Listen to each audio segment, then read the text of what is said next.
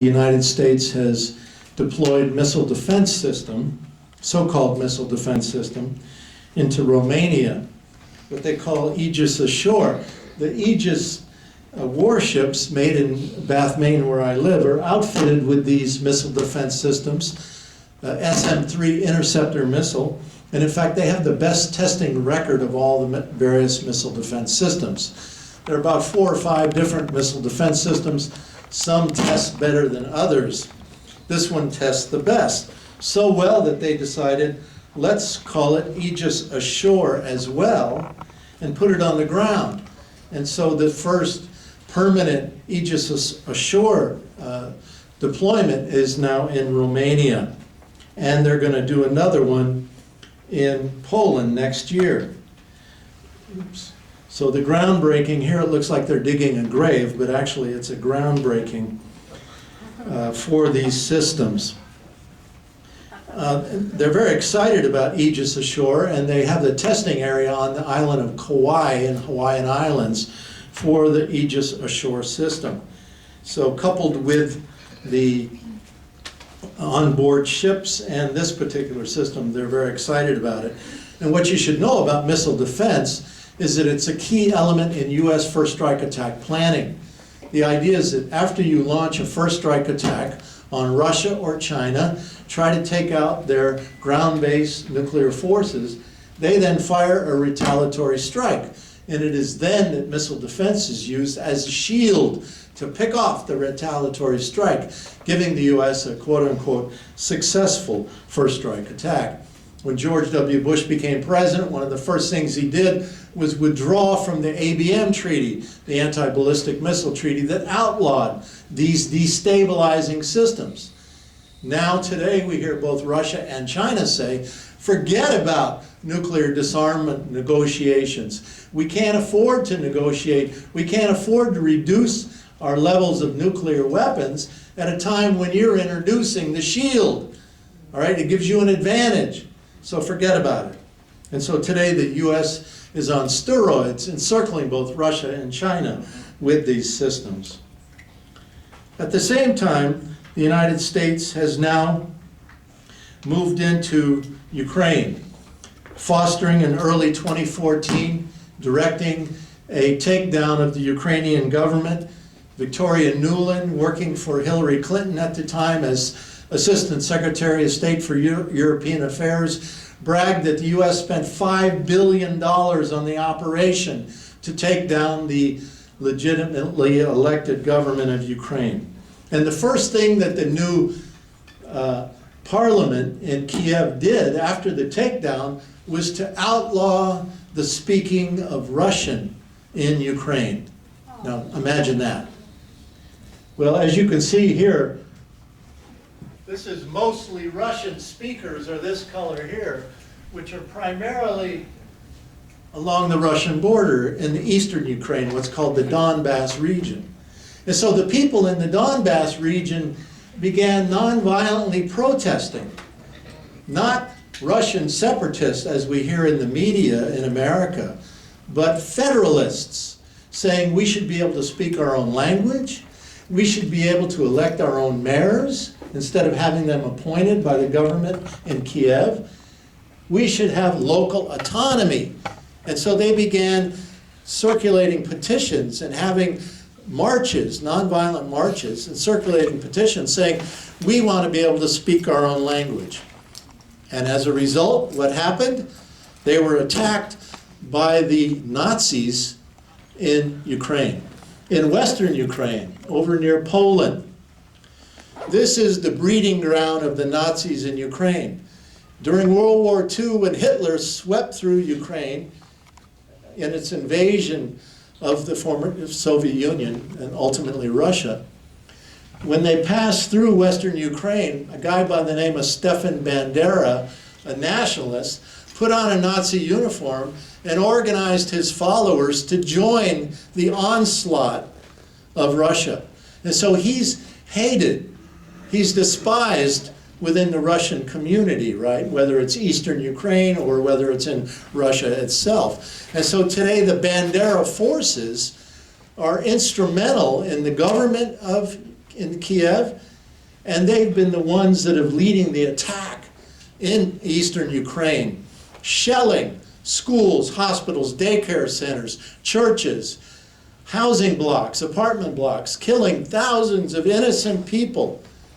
And so the miners and other civilians began to arm themselves, and admittedly Russia has provided them with arms. Russia has not invaded, as we keep hearing in the Western media, but Russia has indeed armed the self-defense forces in the Donbass so they can protect themselves against this US-directed onslaught against them by these Nazis.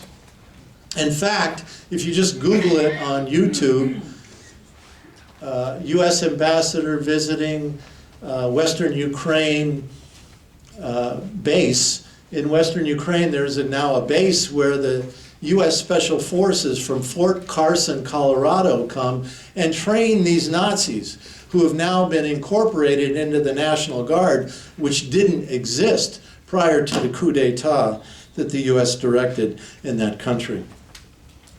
So one of the places where they were collecting signatures and trying to say we want to have our own elections is in Odessa. And on May 2nd, 2014, outside the Trades Hall, these people had gathered what we would call tabling. There's a big park surrounding this area. A lot of people walk through here. And they were collecting signatures, and they had little booths and tents kind of thing. And they were attacked by several thousand Nazis that were bussed in from other parts of the country. And many people believe that it was a US-directed CIA operation. They attacked the tabling area where the people were. The people ran inside the trades hall to protect themselves, and the Nazis, armed with Molotov cocktails, bats, steel pipes, guns, began attacking and burning the building. And they went around the side and busted in and went inside and killed people inside, including a pregnant woman who was heard screaming. And there are videotapes, again, just YouTube it, videos all over that show people shooting at people in the windows trying to get some air because of the smoke inside the building. People that jumped out of the windows, landed on the ground, were immediately beaten to death with baseball bats. And the only people that have ever been prosecuted for these crimes, in spite of the fact that there's voluminous pictorial and video evidence of these crimes, the only people that have ever been arrested and jailed are the people that survived this onslaught on May 2nd, 2014. More than 50 were killed. Some people say as many as 100, but nobody knows for sure because many of the people that were injured and taken to the hospital were then arrested and disappeared by the security forces of Ukraine. A total calamity. And so this year, this is Molotov cocktails being thrown into the building. This year on, I jumped ahead of myself. Just an illustration of how the United States has taken over this country. Why? Let me just answer this. Why? Why is the U.S. doing all this? Well, it's the proximity of Russia to Ukraine. The United States' goal is to destabilize Russia. And so by turning Ukraine into chaos, then you are able to destabilize Russia, and the goal being regime change in Russia. This is the security forces headquarters in Kiev. So on May 2nd this year, 3 of us from the United States went and stood with the Mothers Committee, who were calling for international investigations against these crimes. This summer I spent 3 weeks in Korea, and I went to many protests against the US missile defense deployment called THAAD, now going into Korea. When I arrived on an airplane, this is the paper that was being handed to us as we boarded to fly into Seoul. China is very worried because THAAD is being aimed at. All the US missile defense systems deployed in Japan and in South Korea are being aimed at China, even though we're told they're really being placed there because of North Korea. North Korea is just an excuse. There's a community named Songju, 10,000 people, melon farmers, that are protesting, and every night for the last several months, they've held a candlelight vigil, and they draw up to 10,000 people at a time at this event. This is a picture of the candlelight vigil. And they've been so successful at turning this issue into a national issue that the U.S. government is now talking about maybe moving this deployment away from this community.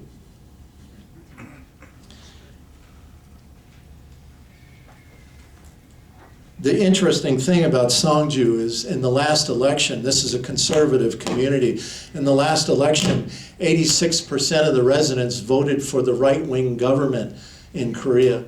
And because of this deployment in Songju that the United States wished to place there, the people held a mock funeral and resigned from the ruling party. And they have now joined the peace movement in Korea. I think it's a great illustration that we should never demonize people on the right, which we often do, because it takes just a moment. It takes one experience, one change in situation that people could possibly turn our way and become our allies. We had a protest in front of the U.S. headquarters in Seoul. This means no in Korea. I'm standing next to, as you can see, a THAAD missile there. And that evening, 10,000 people gathered in the Seoul City Hall Plaza protesting. This man, one of the leaders from Songju. And in Songju, there's a big screen behind him. And in Songju, the residents are having a simultaneous protest. And the two protests were linked by satellite technology. A few days after I left, 900 residents of Songju gathered and shaved their heads, which in Korea is a really big, big deal. Especially this time, many women did this, which doesn't usually happen. To shave your head in Korea means that you were fighting to the death, that you were giving everything you have to join this protest. So the people there are serious and really committed. But now, as I said, the U.S. is now talking about moving the THAAD deployment to another community, to a nearby community. And they have now begun to rally. So the protests are spreading. Each community has a different color to identify themselves. And so now across Korea, the U.S. THAAD missile defense deployment has become the major issue in the country. And the peace movement is growing dramatically as former right-wing people are now joining the peace community. A great, great step forward for the peace movement there. Our poster for this year for Space Week has been translated into Korean and is now being shown around the country. And this is the one that we had on the seat yesterday. My time is up. Thank you all very much for listening.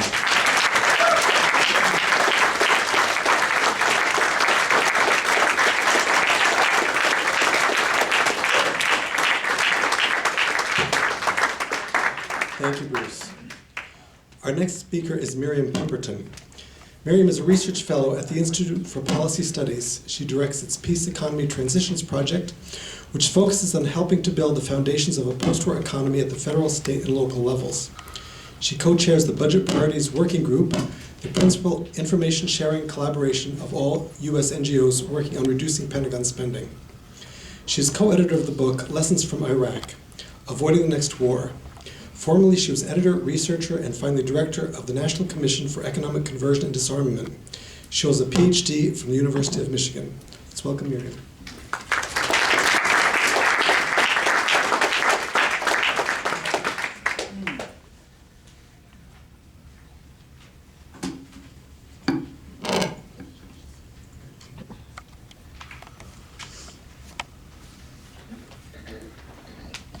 Hello.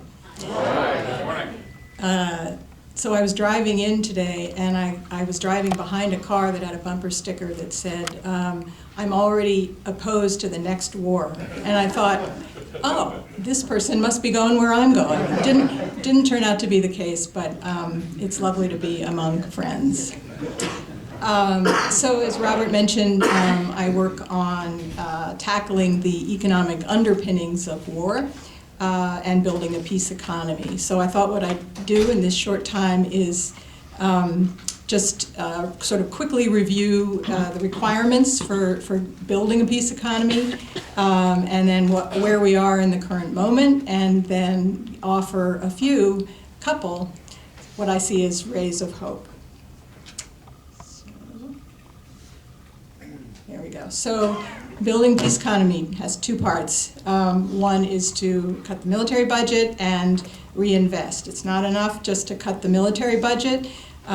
We gotta move money to the civilian side of the economy to create what economists call sort of demand pull, pulling workers, communities, and businesses into civilian areas of work.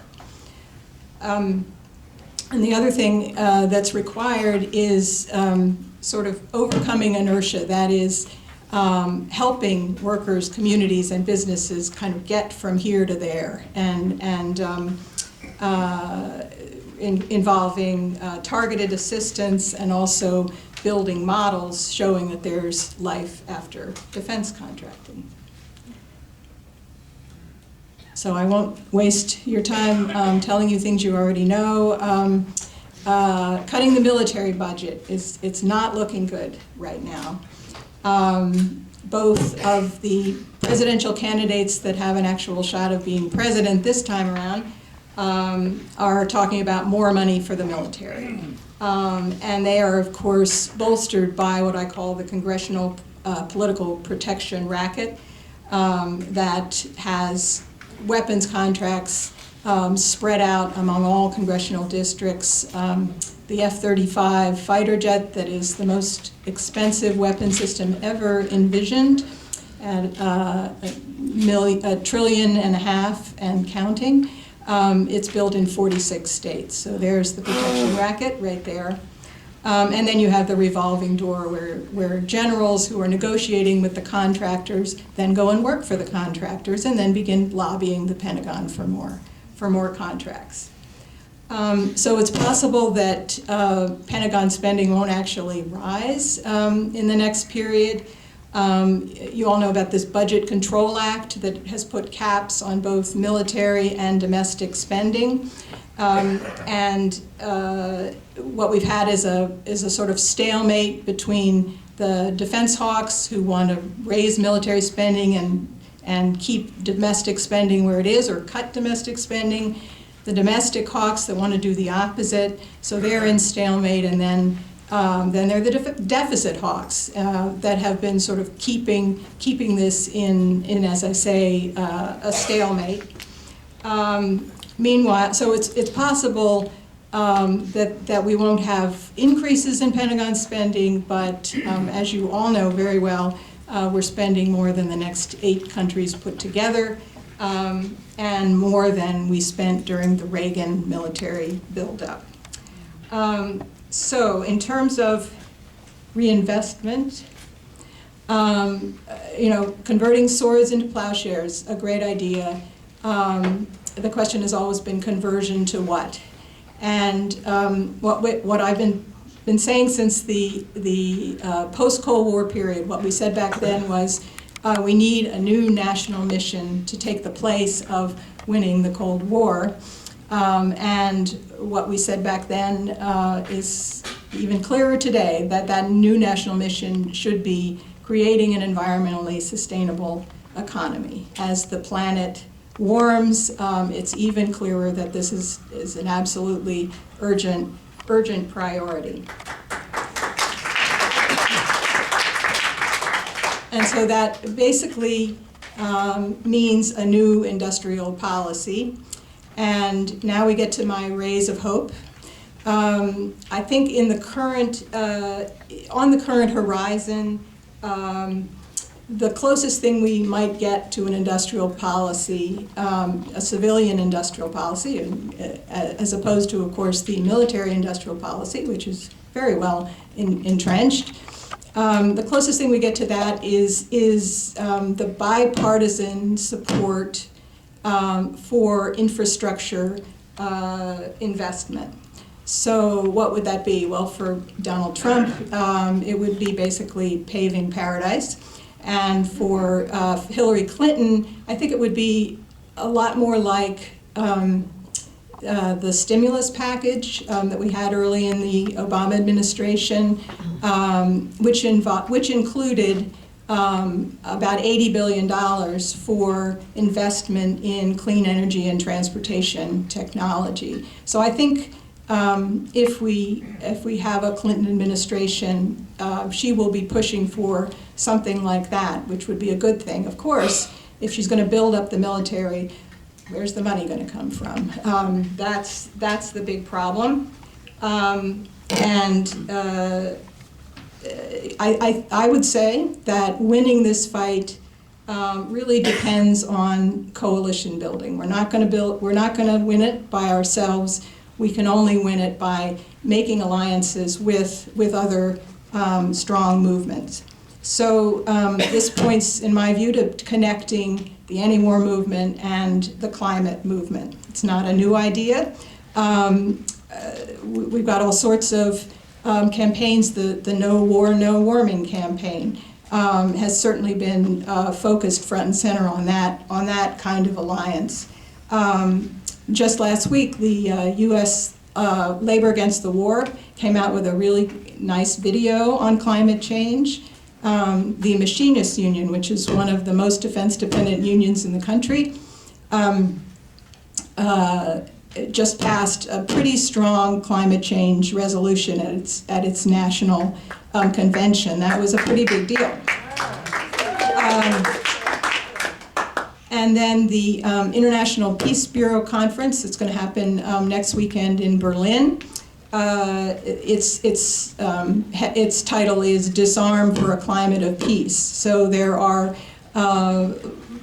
lots of activity going on with this alliance, and it seems to me the best hope for creating that kind of reinvestment that could be the foundation for an actual peace economy. So what I want to do with my remaining time is to make a little contribution by offering a new resource to, I'm way behind here, I'm sorry. Here we go.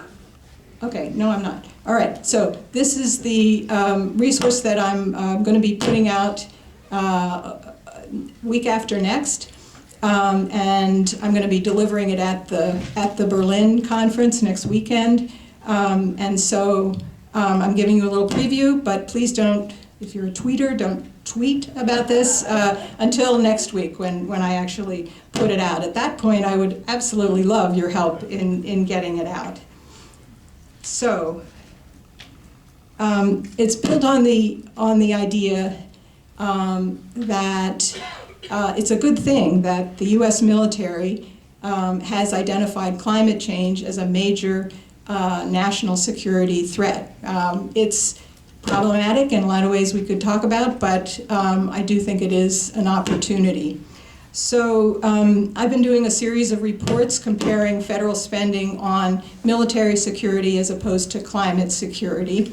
And it got harder to do this year because, in fact, the federal government used to publish a federal climate change expenditures report, but they stopped doing it in 2013. I suppose because if climate change doesn't exist, why should you know how much you're spending on it? So what my report says is it's a good thing that the military says this is a major national security threat, but what they don't say is therefore we should be looking at our overall security spending budget, and we should be shifting resources to climate change since it is this major security threat. So we will be aligning our security budget with the magnitude of the threat as the military itself defines it. So what you find out when you look at what we're spending on military as opposed to climate security is that the U.S. government has invested, has plussed up the budget for climate slightly, But when you look at what we're spending on the military, basically we're spending 28 times as much on military security as we are spending on preventing climate catastrophe. So I also look at comparison with what China is spending. So as we know, China has surpassed the United States as the biggest global greenhouse emitter on the planet. However, in terms of federal resources spent on the problem, China is spending, and we're not taking China's word for this, these are UN figures. China spends 1.5 times what the US is spending on climate security. And of course, the US spends 2.5 times what China spends on its military. So if you look at those pies, the US sliver is a sliver, and China is a much better balance of security resources. So how much do we need to spend? I really am wrapping up. Cutting to the chase, 55 billion is what the Center for American Progress and economists at UMass Amherst say we need to be spending. So where does that money come from? Well, there was the 21 billion that we're already spending, leaving a gap of 34 billion. And as it happens, it's a bipartisan coalition that I'm a part of that came up with $38 billion in really easy, low-hanging fruit in the military budget. And so there you are, there's the shortfall. And then I came up with some trade-offs for what that money could be used for to actually be spending what we need to be spending to avert climate catastrophe. So as I say, this report is coming out not this coming week, but the next week, and I would love your support to put it out. It'll be up on the IPS website, so ips-dc.org. Thank you very much.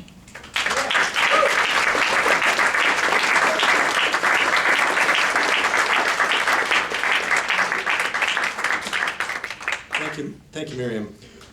Our next speaker, Mubarak Awad, is the founder and national president of the Youth Advocate Program, which provides alternate foster care and counseling to at-risk youth and their families.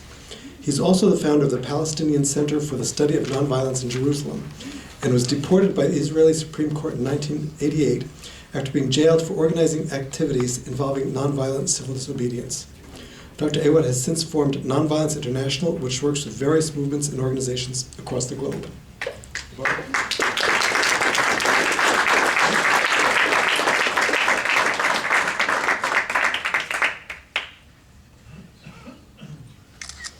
Thank you so much. I'm so happy to be here. And my work have been so much with a lot of you who have been here that shaped my life. Those in peace and those in human rights. And I studied in Bluffton College, a Mennonite college, and I'm married to a Quaker, and all those things affect me so much.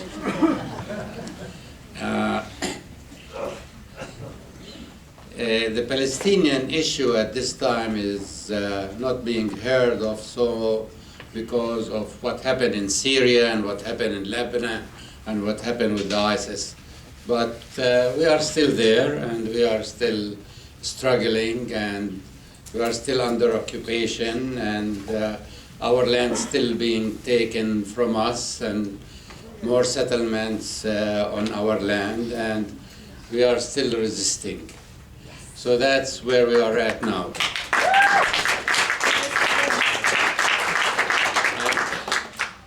I have an experience of more than 50 years in being a nonviolent activist, and it's amazing that I enjoyed it.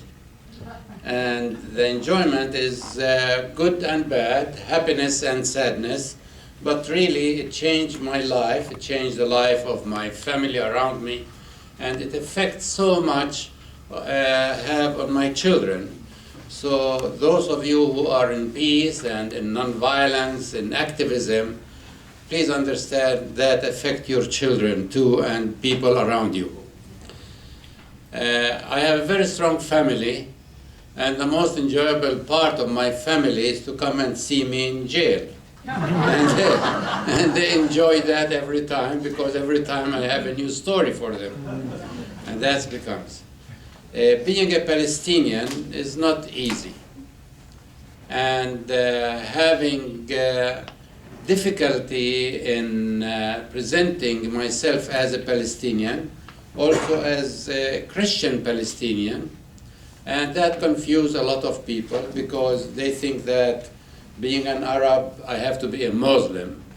And then some people ask me when I was converted to Christianity, and I will tell people, look fellows, we were Christian from the time of Christ and the disciples, and for all of you here who are Christians, they are because of me, because of us on that. I build on a good, I build on a good principle, and the guiding way for me was my mother. My father was shot when I was 5 years old in 1948, and my mother took me aside when I was 5 and told me, don't ever carry a gun, don't ever kill a person. The one who killed your dad, he doesn't know that he left me as a widow with 7 kids. In 4 weeks after that, I was in an orphanage, and then in my school, they want to have one of those army drills for 2 weeks. And I refused to carry a gun. And they put a machine gun on me, tie it on me, and they have all the students to come and spit on me for 2 weeks. And instead of getting upset and angry, I was very happy. I say, I made it. I was able to make it. And in that time, I never ever thought that this is nonviolence. It didn't occur to me that I'm doing a nonviolent act. Only when I grew up, I heard, oh, I did nonviolent when I was young on that. But we were able to project. After studying in the United States, I studied sociology, I studied social work, I studied counseling, and I have PhD in psychology, and it was a wonderful life. And I was making a lot of money. And for those of you who want to tell anybody to be a peace activist, first tell them you don't make money in peace. You have to live a different way of life. And that's a choice that we have to make. It's a choice that we have to make, and we have to stick to it. So that's one part. The other thing that make me as I am a bully when I was in school. I am so big in school. And one time, when I was 6 years old, I was put in an orphanage, and then I told all the students in the orphanage to go on a hunger strike. That we will have 1 egg a week. And for 3 days, all the students, and I bullied them very well, so nobody would eat and nobody will go to the dining room, and So if you are a nonviolent activist, you have to be a bully sometimes. And so after 3 days, then the orphanage administration, they accept that they'll give us an egg a week. And it was hooray for us that we were able to change the administration time. The principles of nonviolence is taking so much from those who came before us, from Gandhi, from Martin Luther King, from others group, and we build on those principles. But also we have to have a strategy for the Palestinian. So we wrote a strategy, what we have to do to end the Israeli occupation. And in doing that, I always have the clear picture of what I want to do. And when I went back to Palestine after having a psychology degree, I thought I will start a counseling center. And I started a Palestinian counseling center. It's now in 6 cities in Palestine. But it wasn't enough. People were afraid. They are scared of being under occupation. They are scared of everything. So I decided to write an ad in the newspaper and to do a workshop like this. But my workshop was how to get rid of Israeli occupation. And the first thing I have talking to the people is that we Palestinians, we are under occupation because we choose to be under occupation. And if we choose not to be occupation, we have to do every day something to upset the system of the Israelis. And that became something that direct my strategy in life over there. What to do every day, you have to get up in the morning, what today I have to do to make life miserable for those who occupy us. And we did.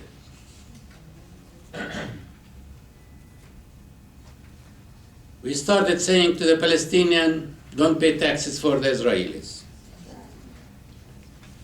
We start saying to the Palestinian, don't eat or drink any product that is not local or made in Israel.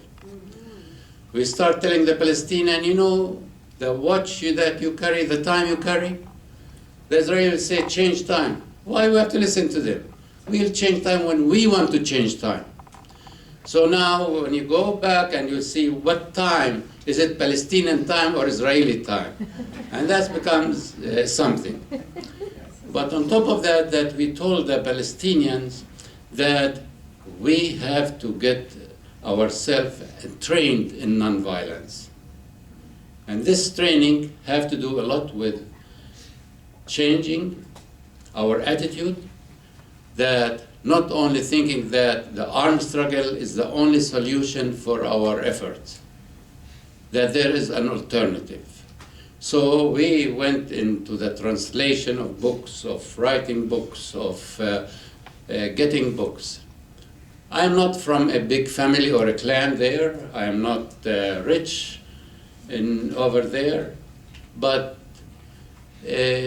and being a Christian in a minority where everybody is Muslim there, I felt that it's not my duty in pushing another alternative, and the other alternative was very tough for me. But I opened a center also, and it's the Palestinian Center for the Study of Nonviolence. And we did a lot of research of, are Muslims inherently violent? Are Arabs inherently violent?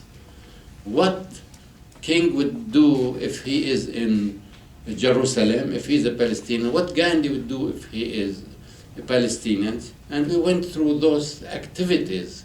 So I have a bookmobile and start distributing non-violence materials in villages. And if you know the Palestinian Arab community, if you go there after 5 o'clock and you are distributing things, people say, where you are staying? I said, no, I don't know, I have a place to stay. Could I stay with you? And I'll stay, and then we gather together and we talk about nonviolence. I went to so many villages, and there, if you want to find a hospitable people, they are so hospitable there. And we find it so good. But for me, it was good to teach them or to sit with them and to talk about nonviolence.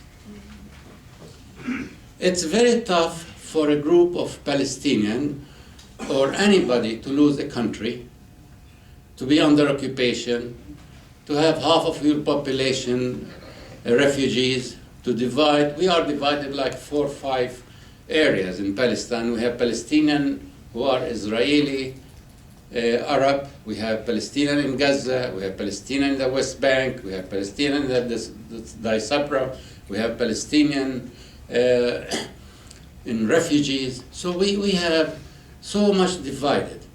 And we thought, what need to be done to bring those Palestinians together?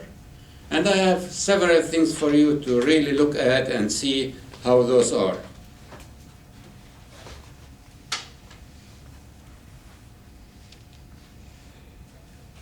One of the things we are interested in is having very much a day, and we call it a Nakba, and catastrophe, and to have al-Nakba, a day that many cities in the world could celebrate or think of putting what the Palestinians lost in 1948 and 67, so people who are not part of religion or part of politics, that any Palestinian can join together and have an idea of putting their life together as a whole group.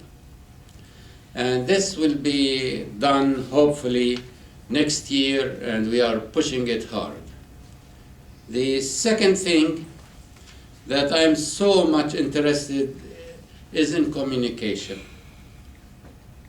We in the United States, and especially European, forced by United States, and sometimes Israel forced United States, don't talk to this group, don't talk to that group, don't talk to this person. So we took everybody that those three countries telling us not to talk to, that we, Nonviolent International, we talk to. So we went and talked to the Iranian. We went and talked to Hezbollah. We went and talked to Hamas. We went and met with leaders of any group that they wouldn't see. And we felt strongly that we have to share with them the good news that there are alternatives than for their madness. And we did that. And believe me, all of them accept us in a very good way, that at least you come bravely and talk to us about it. And we did, and sometimes we follow up on that, and that was very helpful. I have hope in Palestine. And the hope is because of what happened around the world. My hope is that if you look what happened in the United States, the blacks, they get their rights. What happened in South Africa? The blacks were freed in South Africa. What happened in Northern Ireland? And in Northern Ireland, between the Protestants and the Israelis, it was resolved. And what happened in the wall in Berlin? It was gone. And the demise of the Soviet Union. So all conflict have been resolved. And I believe very strongly that the Palestinian conflict will be resolved. It's my hope that it will be resolved without bloodshed and without death and without destruction. Thank you.